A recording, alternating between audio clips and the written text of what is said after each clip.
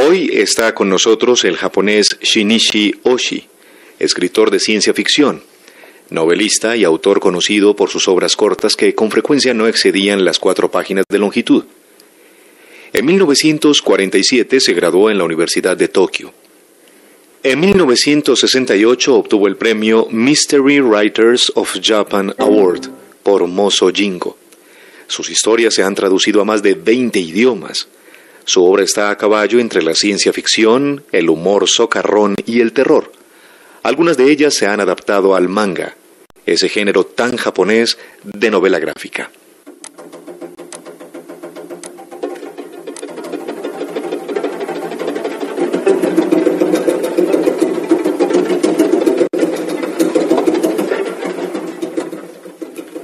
Y comenzamos con el cuento Boko-chan.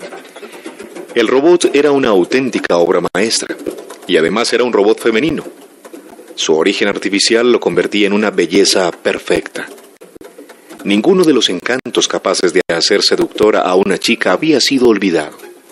Sin embargo, parecía un tanto mojigata. Era su única nota discordante. Pero, ¿no creen ustedes que un aire algo mojigato puede a veces ensalzar aún más la belleza? Nunca nadie había construido antes un robot como aquel. De hecho, era absurdo crear un robot destinado a efectuar tareas solo humanas cuando por el mismo precio uno podía recurrir a una máquina más competente o alquilar los servicios de obreros calificados de los muchos que llenaban las páginas de demanda de empleos. El robot había sido construido en sus ratos libres por el dueño de un bar. Como todo el mundo sabe, el dueño de un bar nunca beberá demasiado a menudo en su propio establecimiento. Nuestro hombre afirmaba que el alcohol potable era un producto de comercio y consideraba deshonroso consumir aquel bien para su uso particular. Los borrachos inveterados que frecuentaban su bar contribuían a proporcionar el dinero necesario para la realización de su único vicio, que era, precisamente, construir una chica robot. Y para ello no escatimaban ni dinero ni esfuerzos. De hecho, se había convertido en su única pasión. Había dotado a su robot con una piel tan satinada que difícilmente se le distinguía de la epidermis de una auténtica mujer. Sin exagerar, puede afirmarse que era más encantadora que las bellezas auténticas de los alrededores. Y, como la mayor parte de las grandes bellezas, había muy poca cosa en su cabeza, puesto que la creación de un cerebro complejo superaba las capacidades de nuestro inventor. Si bien podía responder preguntas sencillas o realizar algunos movimientos elementales, como sujetar un vaso, pero nada más. El dueño del bar bautizó a su chica robot Boko-chan y la situó sentada en un taburete tras la barra para que los clientes no la vieran demasiado de cerca, pues temía que un examen detenido pudiera revelar a los habituales su verdadera naturaleza. Así pues, un día una nueva chica hizo su aparición en el establecimiento y todos los clientes la saludaron con cordialidad. Ella se comportó a la perfección mientras nadie le preguntó su nombre o su edad, pues las respuestas entonces dejaban de ser claras. Por fortuna, nadie notó que se trataba de un robot. ¿Cómo te llamas, muñeca? Boko-chan. ¿Cuántos años tienes? Todavía soy joven. Por supuesto, eso se nota. ¿Pero cuántos años tienes? Todavía soy joven. ¿Y cuántas primaveras hace de ese encanto? Todavía soy joven. Por fortuna, los clientes eran lo bastante educados como para cambiar entonces el tema de su conversación. Llevas un vestido muy bonito. Llevo un vestido muy bonito. ¿Puedo invitarte a algo? ¿Puedes invitarme a algo? ¿Un gin fizz? Un gin fizz. Boko-chan nunca rechazaba un trago y sin embargo nunca se emborrachaba. Muy pronto la noticia corrió por todo el vecindario. Había una nueva chica en el bar, encantadora, joven, prudente, y además su conversación era muy interesante. El número de clientes habituales no dejó de crecer. Todos pasaban momentos deliciosos en compañía de la dulce Boko-chan. Parecía que a ella le gustaba todo el mundo, y todo el mundo deseaba charlar con ella y beber unos cuantos tragos. ¿A cuál prefieres de nosotros? ¿A cuál prefiero de vosotros? ¿Me quieres un poquito? Te quiero un poquito. ¿Y si fuéramos al cine uno de estos días, cuándo estarás libre? ¿Y si fuéramos al cine uno de esos días? ¿Cuándo estaré libre? ¿Cuándo será? Cada vez que a Boko-chan le hacían una pregunta a la que no podía responder, hacía una señal al dueño del bar, que acudía inmediatamente al rescate. «Vamos, vamos, señores, vamos. ¿No les da vergüenza importunar así a la pequeña?» Ante el gesto adusto del dueño del bar, el cliente olvidaba su insistencia y no le quedaba más remedio que retirarse con una mueca. Boko-chan tenía un minúsculo grifo en el pie. De tanto en tanto el dueño del bar abría ese grifo y recuperaba el alcohol bebido por la chica robot que servía a sus clientes como cócteles. Estos, como no estaban al corriente del asunto, no hacían más que elogiar a la muchacha, ensalzando su juventud, su belleza y su estabilidad de carácter. Les gustaba que nunca les halagara demasiado, que la bebida no le hiciera efecto, así que la popularidad de Boko-chan aumentó tan aprisa como el número de sus habituales. Entre los numerosos admiradores de Boko-chan había un joven que se había enamorado perdidamente de ella. Su pasión creció de tal modo que acudía al bar cada noche. Intentaba persuadirla de que saliera con él, pero en vano, puesto que ella ni siquiera se dignaba responderle. Para impresionarla gastaba a manos llenas. Sus frecuentes visitas al establecimiento le salían muy caras, pero se hacía poner en cuenta todas sus consumiciones. Cuando finalmente el dueño le presentó la factura, su deuda era tan elevada que no pudo pagarla. Entonces intentó robarle el dinero a su padre. Este lo descubrió infraganti y se produjo una violenta escena. Al final, el padre consintió en adelantarle el dinero para pagar su deuda, condición de que prometiera no volver a poner los pies en el bar. Excepto una sola vez para liquidar su deuda. El joven sabía que aquella era su última visita, así que bebió más que de costumbre y habló con Boko-chan. «No volveré nunca más». «No volverás nunca más». «¿Estás triste?» «Estoy triste». «No, a ti no te importa». «No, a mí no me importa». «No tienes corazón». «No tengo corazón». Vas a morir. Voy a morir». El joven sacó de su bolsillo un frasco de veneno, echó su contenido en un vaso y se lo tendió a Boko-chan. «¿Quieres beber esto?» «Quiero beber esto». Boko-chan se llevó el vaso a los labios y lo vació de un trago. «¡Vete al diablo!», dijo el joven. «Me voy al diablo». El joven pagó al dueño del bar y luego desapareció en la noche. Se acercaba la hora de cerrar. Como el dueño del bar acababa de recibir mucho dinero y estaba contento, ofreció una ronda general por cuenta de la casa. «Amigos, vaciad vuestros vasos. Hoy soy yo quien paga. Voy a ofreceros un nuevo cóctel. Ya me diréis qué os parece». Y le sirvió todo el alcohol recuperado del pie de Boko-chan. Los clientes brindaron por el dueño del bar, que aceptó el brindis bebiendo él también, contra su costumbre, un vaso. Aquella noche las luces del establecimiento no fueron apagadas. Nadie salió de allá y, sin embargo, no se oía ninguna conversación. Tan solo la radio, muy baja. Hasta que terminó la emisión y el locutor deseó buenas noches a todo su auditorio. «Buenas noches», respondió Boko-chan como una robot bien educada. Y aguardó juiciosamente a que alguien le dirigiera de nuevo la palabra.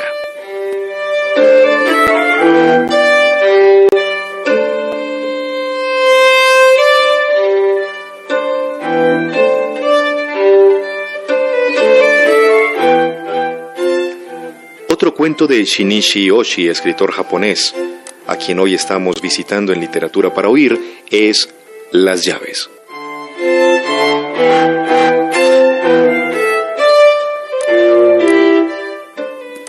Todos guardamos una palabra en la memoria, una palabra que no se debe olvidar ni decir a los demás. Aunque no tenga ningún sentido, esa palabra es muy importante ya que sirve de llave en la propia cerradura. Un tipo de llave muy moderno, ¿no es cierto? Y por eso en aquellos tiempos no se veían agujeros en los portafolios, en las puertas ni en las ventanas, en ningún sitio. Un objeto pequeño de forma parecida a una oreja humana los reemplaza. El propietario murmura su palabra llave en esa oreja y la cerradura se abre automáticamente. Uno dirá, el tulipán florece, otro dirá, hombre, despierta. Alguien muy cultivado canturreará, Midas, el rey Midas tiene orejas de asno. Se acabó la preocupación de perder las llaves y los ladrones tuvieron que cambiar de oficio, ya que incluso si intentaban probar tal o cual palabra al azar, la posibilidad de dar con la buena era casi nula. Así pues, esas llaves modernas parecían mucho más seguras que las llaves convencionales. Si se guardaba el secreto, tan solo el propietario podía abrir su cerradura. Algunas veces alguien olvidaba su palabra y tenía que llamar a un agente para romper la puerta, pero tales casos eran raros. Más a menudo ocurría que un hombre, borracho, tuviera problemas diciéndola a voz en grito. Pero incluso entonces no había por qué preocuparse, ya que bastaba inventar otra palabra llave e introducirla en la cerradura. Incluso si uno estaba realmente ansioso, hasta el punto de temer indicarla por descuido, bastaba componer una palabra secreta que fuera lo más insensata posible, como la que se puede escribir si se teclea al azar en una máquina, y llevarla consigo en lugar de aprenderla de memoria. En resumen, nadie podía entretenerse abriendo otras cerraduras que no fueran las suyas. Una muchacha vivía en una habitación guardada por una palabra llave de su invención. Era joven y bonita. Incluso su encanto parecía aumentar ya que estaba enamorada. De hecho, su amor iba viento en popa. Tenía cita con un joven agraciado varias veces por semana para ir al cine, a bailar o pasear en barca en el lago. Sin embargo, ese día estaba triste. Un enfado con su enamorado por una tontería era la causa. Se trataba de una tontería. Solo había llegado tarde al salón de té. «No está bien que me hayas hecho esperar tanto tiempo», se quejó él nada más llegar. «Lo siento, pero ¿por qué te enfadas por tan poca cosa?», protestó ella. «Deberías saber que he dejado lo que estaba haciendo para llegar a la hora». «Yo también. He llegado un poco tarde solo porque quería vestirme de forma que te gustase. Eso no es una excusa, es lo habitual, ¿no es así?». Hasta entonces tenía una regla no escrita. Aquel que mantenía la calma debía consolar al otro a fin de evitar los conflictos. La regla había funcionado de manera satisfactoria hasta la presente discusión, pero en esta ocasión no sirvió para nada. «Me voy a casa», exclamó ella finalmente dando media vuelta.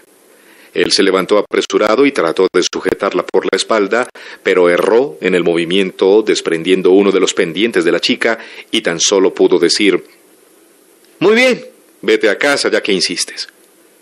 Durante el camino de vuelta, ella lamentó con amargura lo que había dicho y hecho. «Cuán estúpida he sido. Lo bastante para que él me deje. Había llegado tarde a la cita, tenía razón él al reñirme. ¿Por qué no le ofrecí excusas? Tan egoísta soy. No he sabido excusarme, pero podría hacerlo ahora. ¿Por qué no volver? Soy realmente tan egoísta. No puedo hacerlo. No puedo ofrecer excusas a nadie, ni siquiera a él. Lo cierto es que a partir de ahora me esperan largos días de aburrimiento». Realmente, como ya sabemos, para un joven el deber de excusarse es una tarea penosa. Muy triste, arrastrando el paso, llegó hasta su puerta. Entonces se sintió aún más molesta. Debía murmurar a la oreja de la cerradura: «Qué feliz día he pasado», ya que era su palabra llave. Una frase en verdad difícil de pronunciar en aquella circunstancia, pero si retrocedía no podría entrar en su habitación. Después de una larga duda, se forzó a pronunciar las palabras de la frase sin emoción alguna, como si las leyera una enferma. Desde el momento en que su puerta se cerró tras ella, decidió cambiar la palabra llave. Se preguntaba cuál sería la mejor, pero ninguna idea le parecía buena. En cualquier momento debía cambiar la palabra. Con el pensamiento ausente se dio cuenta mientras jugaba con una y otra frase de que había escrito varias veces «Gomen Nasai», «Perdóname». «Qué idiota soy al escribir esto ahora», pensó. Si tan solo hubiese dicho esto mismo hace una hora. Pese a todo, quizá sería buena idea tener que repetir esa palabra todos los días. La diré hasta mi muerte. Será un castigo adecuado para lo tonta que he sido. Al día siguiente por la mañana, su enamorado, incómodo, se encontraba ante su puerta. Tampoco él estaba hecho para pedir excusas. Sin embargo, el deseo de ver a su amiga una vez más había sido más fuerte. Se había persuadido a sí mismo de que tan solo iba a verla para devolverle el pendiente encontrado en el piso y no para pedir excusas. Hizo el gesto de tocar el timbre, pero se retuvo. No quería que se pudiera pensar que había ido a pedir excusas. Por fin se decidió a poner el pendiente en la oreja de la puerta, luego se marcharía sin llamar. Sacó la joya de su bolsillo y empezó a acomodarla en el pequeño hueco. Mientras lo hacía, recordó los buenos momentos que había pasado con la muchacha. Volvió a ver el rostro de su enamorada cuando le había murmurado palabras de amor sentados en un banco del parque. Pero era demasiado tarde. Lamentó de nuevo el carácter mezquino que le había impedido perdonarla el día anterior. Cuando el pendiente estuvo bien sujeto a la oreja de la puerta, lo besó en un impulso. Gomen Nasai. La puerta se abrió despacio. La muchacha, que estaba sentada y triste en la habitación, se lanzó hacia él sin dejar de llorar. Lloraba en silencio, pero en el fondo de su corazón repetía la palabra que también era su llave. En la puerta abierta por completo, el pendiente oscilaba en la oreja de la cerradura.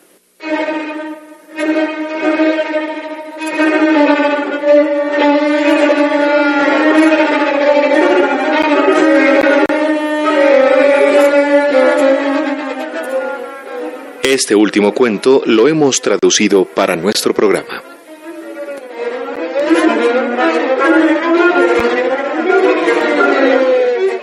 El extraño jovencito.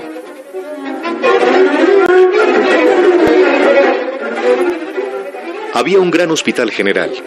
Tenía tanto departamento de medicina interna como de cirugía y también una gran cantidad de equipos para exámenes médicos.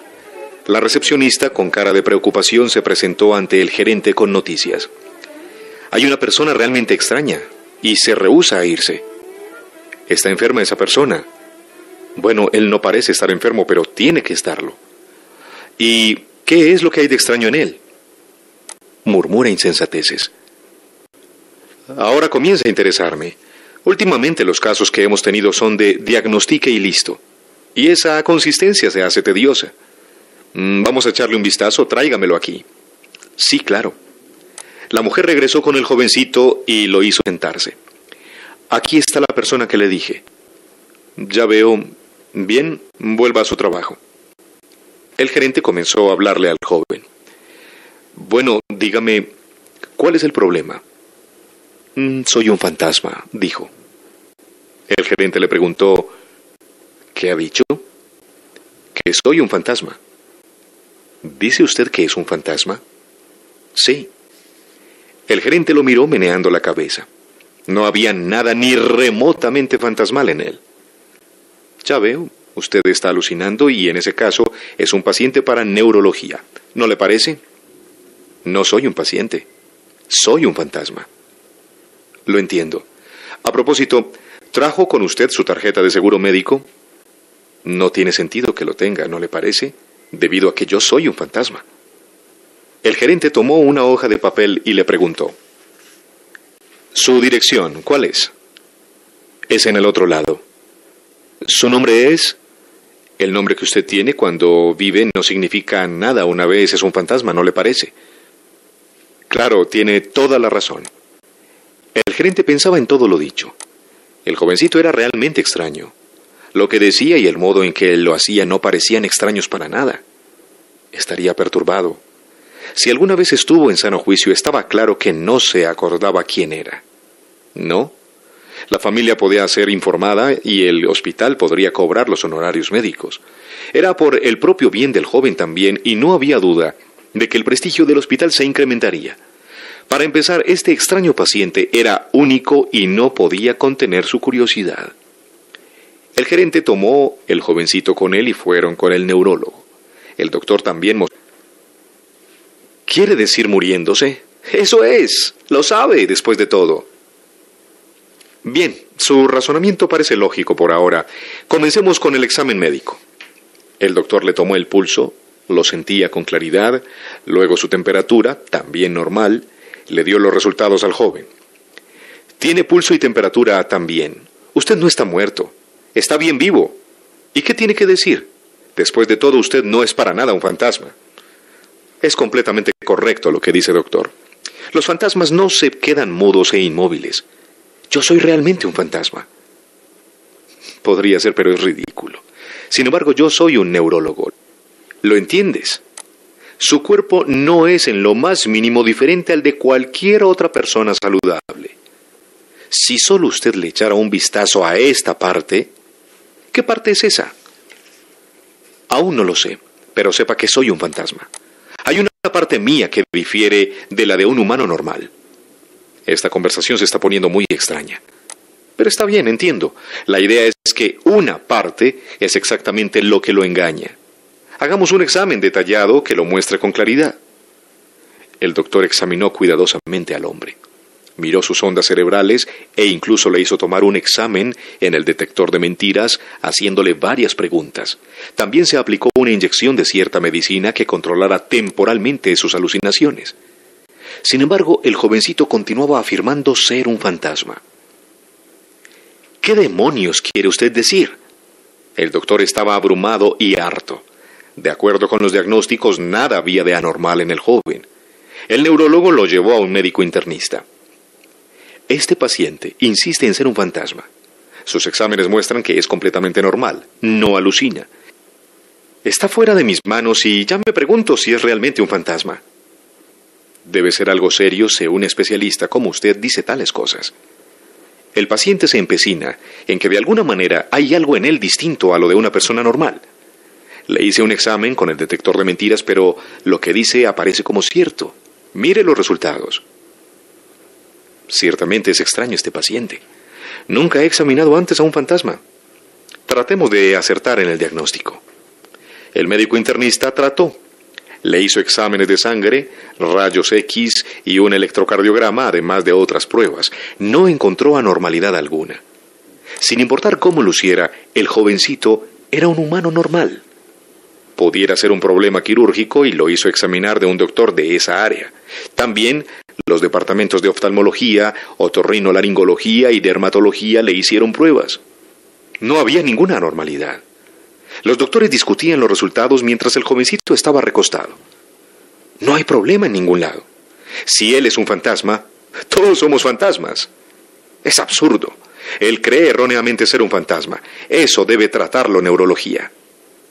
Oyendo esto, el neurólogo replicó.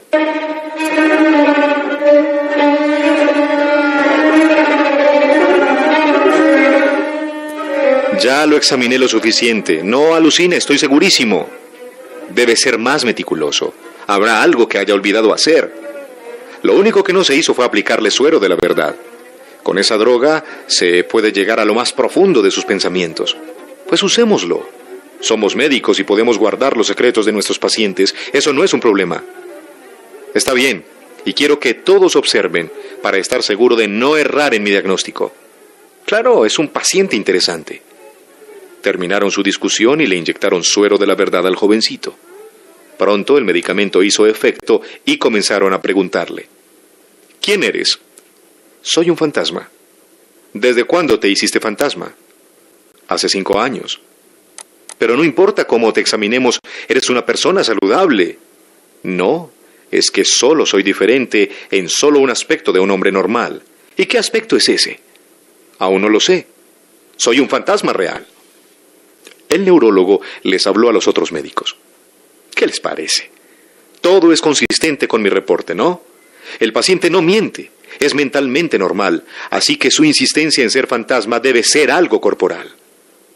O sea que usted considera seriamente que él es un fantasma. No hay nada extraño con él, no hay fantasmas. Preguntémosle algo desde otro ángulo. ¿Qué le pasó hace 5 años? No contestó y la curiosidad de todos estaba en su máximo punto. Hay algo que quiero saber de él. ¿Puedo preguntarle? El neurólogo dijo, si le doy otra pequeña dosis, quizá diga algo. Lo hizo y comenzó a preguntarle. ¿Qué le pasó a tu cuerpo hace 5 años? Realmente, eso... El joven solo dijo eso y nada más. Parecía como que hubiese una resistencia interna que no le dejaba hablar. Pero los doctores querían una respuesta y tal vez aplicándole otro poco de suero. Inyéctalo otra vez. Al hacerlo ocurrió el desastre. El pulso del jovencito se debilitó. O la droga era muy fuerte o su cuerpo no lo resistía. Comenzaron a darle oxígeno e inyecciones de alcanfor y emplearon varias técnicas de emergencia, pero el joven murió. Los doctores se consultaron entre sí. Esto está muy mal. Si hubiera estado enfermo y muerto en el tratamiento, pasa, pero aquí pasó otra cosa. Incluso si hacemos un lío ahora es demasiado tarde. Tenemos que hacer frente a esto para evitar que se afecte la reputación del hospital. Hemos recibido un paciente de emergencia sin una dirección o un nombre completo. Si necesitamos una razón, podemos decir que el diagnóstico era parte del tratamiento. Podemos salir de esto si mantenemos la boca cerrada. Se cerró la discusión. Se hicieron documentos y el paciente fue cremado y enterrado como NN. También se informó a la policía, que lo registró como tal. De este modo, todo terminó. Los doctores sintieron alivio. Era un chico extraño. Me pregunto cómo comenzó a creer que era un fantasma. Sin embargo, algo me molesta todavía. ¿Cómo así? Siento como si conociera de antes a ese chico. Ahora que lo dices, yo también siento lo mismo. ¿Cómo pudimos haberlo conocido? Él dijo que algo sucedió hace 5 años. ¿Hace 5 años? Eso es. Era como él, solo que 5 años más joven. Se me eriza el pelo. ¿Qué quieres decir? Hace 5 años, un niño recibió tratamiento en este hospital. Fue mal diagnosticado y murió, ¿no fue así? Así que es el chico de hace 5 años. Su espíritu probablemente no pudo descansar y volvió de la tumba. ¡Claro que era un fantasma! En ese momento un escándalo llegó de la entrada. La recepcionista vino al salón donde conferenciaban los médicos y dijo: «Una persona extraña ha vuelto otra vez». Justo tras esto, un jovencito entró. Era la imagen viviente del que murió por sobredosis de suero de la verdad y dijo: «Soy un fantasma».